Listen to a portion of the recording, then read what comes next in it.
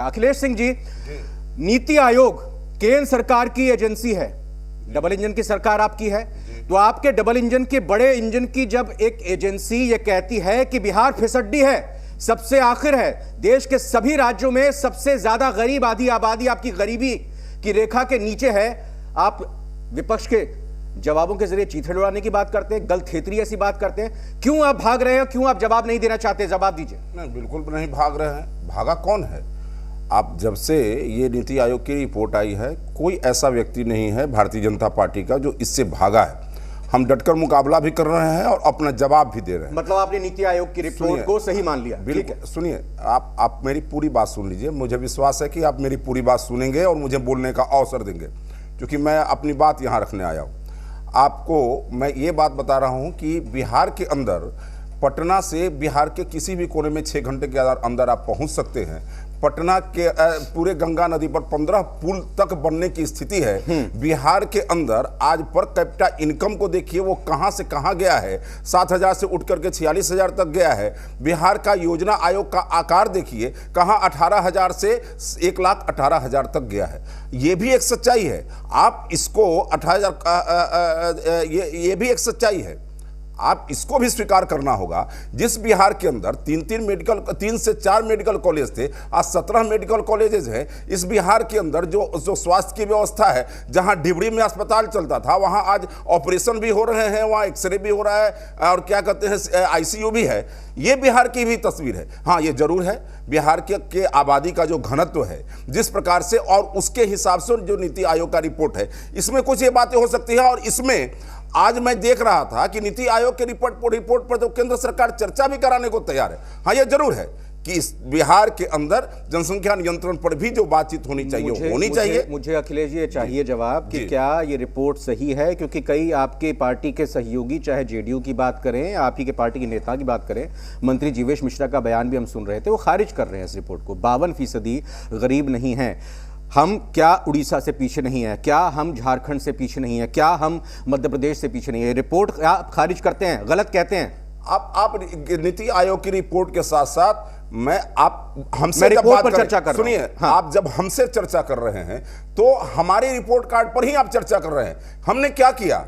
आप एक बात को, इस बात को तो आपको मानना ही पड़ेगा। इस बिहार के अंदर सड़कें, बिजली, अस्पताल, पानी, इन सबकी व्यवस्था, पुल, पुलिया, कानून व्यवस्था, इन सबकी व्यवस्था के बारे में मृत्युंजय तिवारी जी, जब कोई केंद्र की एजेंसी, लेकिन एक मिनट, 10 सेकंड, लेकिन आपको यह बात मानना पड़ेगा कि किसी के घर में एक दिन डकैती हो जाए तो अगला जनरेशन तक वो खराब, उसका जनरेशन खराब रहता है। यहाँ तो 15 वर्षों तक बिहार को केंद्र की अगर अच्छी खबर दिखाती है बिहार सरकार को लेकर, तो आप उसको मीठे गुड़ की तरह स्वीकार करते हैं, और अगर कोई कड़वा सच आपको बताती है तो फिर आप उसको आईना दिखाते हैं, थू करते हैं। नहीं, देखिए मृत्युंजय जी सवाल आपसे है। देखिए रविंद्र जी, आज जिस गंभीर विषय पर चर्चा हो रही है, इसमें ज़्यादा जोर से चिल्ला करके कोई अपनी बातों को ऊंचा रख दे, ये हम नहीं समझते हैं। बात की गंभीरता को समझिए। डबल इंजन की सरकार है, नीति आयोग किनका है? ये तेजस्वी यादव जी, लालू प्रसाद जी का रिपोर्ट नहीं है विपक्ष का। नीति आयोग के हर रिपोर्ट में नीचे से बिहार टॉप कर रहा है, फिसड्डी राज झारखंड से भी पीछे। अब ये बताइए, गरीबी में फर्स्ट, बेरोजगारी में फर्स्ट, शिक्षा में 0, कुपोषण में फर्स्ट, हर चीज में जब टॉप कर रहा है, ये बदहाली जो बिहार की है, ये 15 साल अभी बेमिसाल कह रहे थे, हमारे जेडीयू के लोग मना रहे थे। ये 15 साल बिहार का बुरा हाल ये हम नहीं कह रहे हैं, अब नीति आयोग की रिपोर्ट है। इस पर आदरणीय मुख्यमंत्री जी को, बीजेपी के नेताओं को, एनडीए को बोलनी चाहिए, बतानी चाहिए कि ये क्यों हो रहा है। लेकिन ये लोग क्या कह रहे हैं? रिपोर्ट गलत है। अगर इसी में बिहार को फर्स्ट दिखा दिया जाता तो ये कहते हैं कि रिपोर्ट गलत है। अभिषेक झा, एक चीज और जोड़ना चाहूंगा इसमें, ना सिर्फ विपक्ष की तरफ से इस रिपोर्ट पर चर्चा और जवाब देने की बात और मांग की जा रही है मुख्यमंत्री से, बल्कि 2 लाख करोड़ का जो हवाला सीएजी ने दिया कि भाई कहां गया, कहां खर्च किया, ये दोनों जवाब क्या दिए जाएंगे इन 4 दिनों में? सरकार कोई भी जवाब देने से पीछे नहीं हटती है। रविंद्र जी, एक बात समझना बेहद जरूरी है कि हम जहां खड़े हैं उससे ज्यादा जरूरी है कि हम किस दिशा की ओर और किस रफ्तार से बढ़ रहे हैं। बिहार में विकास की जो रफ्तार है वो किसी से छिपी हुई नहीं है। अब एक चीज को तो समझना जरूरी है ना कि बिहार जब मिला था नीतीश कुमार जी को तो बीमारू राज्य की स्थिति में मिला था। वहां से आप किसी भी क्षेत्र में अगर आप आंकड़ों के साथ बात करने बैठेंगे तो आपको दिखेगा कि बिहार में डेवलपमेंट ये आंकड़े ही हैं। नीति आयोग की रिपोर्ट, ये आंकड़े ही हैं। हम नीति आयोग की रिपोर्ट कार्ड है ये आपका, ये रिपोर्ट कार्ड फेल बता रहा है। आयोग की रिपोर्ट लाल लकीर नीचे खिंची हुई है।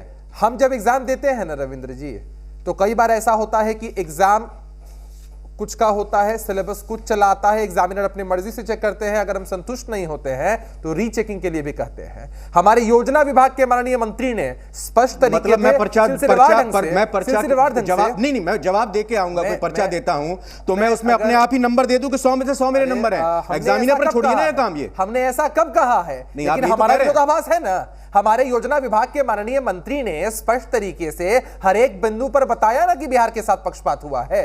अरे हम तो अपना विरोध इस लोकतंत्र में जताएंगे ना रविंद्र जी। अगर हमारे इस विरोध को भी कोई अनसुना करेगा तो ऐसा थोड़ी हो सकता है। हम अपनी कोई महत्वाकांक्षा जाहिर नहीं कर रहे हैं, लेकिन बिहार के लोगों की इतने दिनों की जो आकांक्षा है उसको ऐसे ही दबा दिया जाएगा तो कैसे चलेगा? बिहार की तुलना आप विकसित राज्यों से कैसे कर सकते हैं? बिहार के पास सीमित संसाधन है, झारखंड से बंटवारा हुआ तो जो अत्यधिक संसाधन थे वहीं चले गए, तो बिहार अपनी गति से बढ़ रहा है। अभी अलग अलग सर्वेस हो रहा है। अभिषेक, मुझे एक जवाब दीजिए, क्योंकि आपके नेता की तरफ से, मंत्री की तरफ से, अशोक कुमार जी की तरफ से कहा गया कि तेजस्वी यादव पढ़े लिखे नहीं, उनको क्या ज्ञान कि ये किस आधार पर सूचकांक बनता है। जरा मुझे आप बता दीजिए किस आधार पर सूचकांक बना है, क्योंकि आप भी जिस तरीके से इस पर सवाल उठा रहे हैं वो जरा दर्शकों को क्लियर होना चाहिए कि ये किस आधार पर है। बता दीजिए आप ही।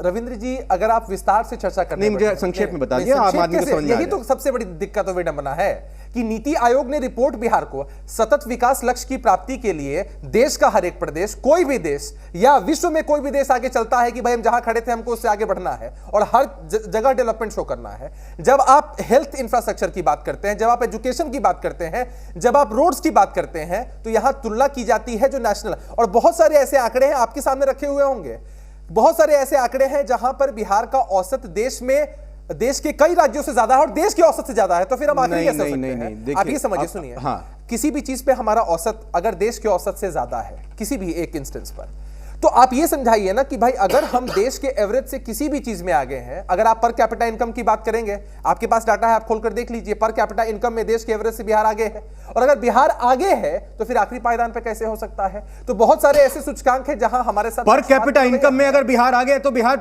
की आधी जनता गरीब कैसे हो सकती है? ये तो विरोधाभासी बात होगी ना। ये तो वही बात हो गई ना। आखिर हमारा भी तो विरोध इन्हीं मुद्दों पर होता है ना, कि जैसे एक एग्जांपल के स्वरूप मैंने आपको बताया कि अगर हमारा एवरेज देश के एवरेज से ज्यादा है बहुत सारे मामलों में, तो हम पीछे कैसे हो सकते हैं?